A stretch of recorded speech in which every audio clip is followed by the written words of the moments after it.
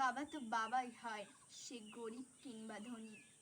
বটবৃক্ষের মতো আগলে রেখে পড়তে থাকেন যিনি। এখন আমার নিবেদন কবি দেবলীনা চ্যাটার্জির লেখা বাবার সংজ্ঞা। তোমার কাছে তোমার বাবা হয়তো রাজার রাজা, আমার বাবা খুব সাধারণ, রোজ খেটে খাওয়া প্রজা। তোমাদের জন্য তোমাদের বাবা চাঁদ পেরে দিতে পারে, আমার বাবা তো হত দরিদ্র, খালি হাতে ঘরে ফেরে। তোমাদের বাবা খুব ফিটফাট, গায়ে স্যুট, হাতে ঘড়ি।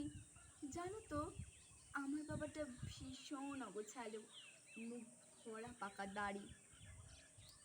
তোমাদের হাতে নুন পোড়া ডালো বাবা খায় চেটে বাটি। আমি তো দারুণ রান্না করি, তবু বাবা বলে মোটামুটি। তোমাদের জন্মদিনে বাবা দামি উপহার দেয়, আমার বাবাটি এত আনমনা, দিনটাই ভুলে যায়। তোমাদের বাবা হাত ধরিয়ে রাস্তা করায় পার, আমার বাবা নিজেই পারে না, আমি হাত ধরি তার। তোমাদের বাবা তোমাদের হাতে খরচের টাকা দেয়, আমি টিউশন করে মাসোহারা পেলে বাবার ওষুধ কিনতে হয়। তোমাদের বাবা রাখতেই পারে তোমায় ভীষণ সুখে, আমার বাবাও চেষ্টা করে আগলে রাখতে বুকে। হতে পারে তুমি রাজকন্যা, আমি হয়তো বা দাসী, তবু দিন শেষে আমি আমার বাবাকে ঠিক ততটাই ভালোবাসি। তোমরা বাবা শব্দে যে সংজ্ঞাটা দাও সারা ফেসবুক জুড়ে, ওই চিরাচরিত বাবার উপমা আমায় বড় বিরক্ত করে। আমার বাবা তোমাদের করা ব্যাখ্যার মতো না, তাই ওগুলো দেখলে নিজের উপর বড় অভিমান হয়। তোমাদের বাবা নিজে না খেয়ে তোমাদের মুখে ধরে, এদিকে আমার জন্য তুলে রাখা লিচু বাবা খেয়ে নেয় চুরি করে। বোঝেই না উনি অত শত কথা, বড্ড সরল জানো, তাই তো এমন জটিল সমাজে ভীষণ বেমানানো। শাসন যদিও করে না তেমন, তবে হ্যাঁ খুদ খুব ধরে। অথচ বন্ধু মহলে আমার পিছনে আমারই তারিফ করে। আমি নিজে ওনাকে বকাঝকা করি ফুল করলে অকস্মাৎ, আবার কেউ ওনার দিকে আঙুল তুললে ভাঙতে পারি সে হাত।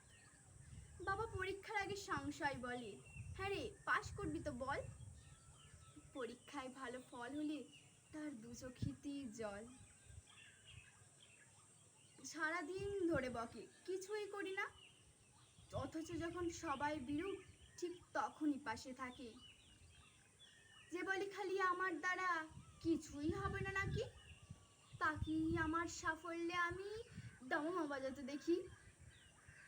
সবচেয়ে বেশি অশান্তি করি যেই লোকটির সাথে, আমার বিয়ের পাকা কথা হলে সেই হাও মাও করে কাঁদে, অথচ যখন জিজ্ঞেস করি পারবে থাকতে ছেড়ে, উত্তরে বলে বিদায় হতো আমি ভাজবো হাত পা ছেড়ে।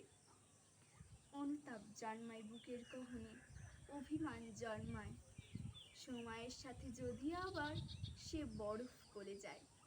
এই পৃথিবীতে সময়ের সাথে কত পরিচয় হয়, হিসেব করে দেখেছি কেউ বাবার মতো নয়। সম্পর্কের সমীকরণেরা রোজ বদলায় মান, তবু প্রথম সারিতে বরাবর থাকি বাবা মায়ের স্থান। ঝগড়া ঝামেলা অভিমান এসব এত কিছুর পরেও আমার একটা বিষয় ওনার প্রতি দুর্বল করে বড়। আমাকে আমার প্রিয় মানুষেরা এত নামে ডাকলেও বাবার মতো